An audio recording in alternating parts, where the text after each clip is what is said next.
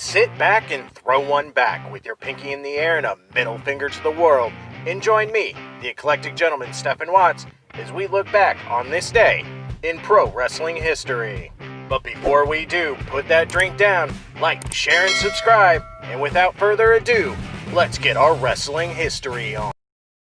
Ladies and gentlemen, boys and girls, children of all ages, it is September 6th, and we're going to start off as we always do on a positive note. That's right, these are your pro wrestling birthdays. 1958, one half of the Faces of Fear, the Barbarian. 1961, legendary women's wrestler, Wendy Richter. 1979, the always controversial, Low Ki. And last but not least, 1980, whether she's known for that big mole on her face or her singing voice, it's Jillian Hall. Of course, on the flip side of that coin, your pro wrestling deaths for September 6th. 2003, the Great Antonio. 2011, Little Tokyo. All right, enough of the sad stuff. It's time to get to the meat and potatoes. That's right, these are your pro wrestling history highlights for September 6th. A short trip in the Wayback Machine today as we start in 1972, where we see the Sheik defeat Seiji Sakagachi in Tokyo, Japan to win the NWA United National Heavyweight title.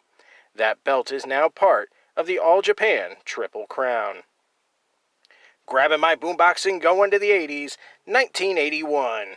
Ron Bass defeats Greg Valentine to win the NWA television title in Asheville, North Carolina, ending Valentine's fourth and final run with that belt.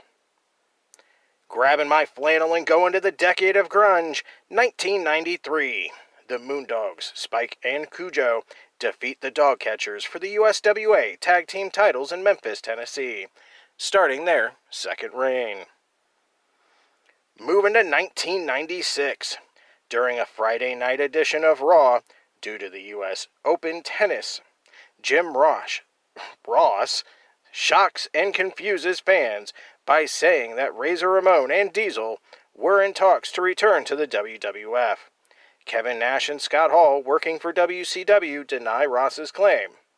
Ross would repeat the statement again on WWF shows and would later introduce the new Diesel, Glenn Jacobs, a.k.a. Kane, and the new Razor, Rick Bogner, a.k.a. Big Titan.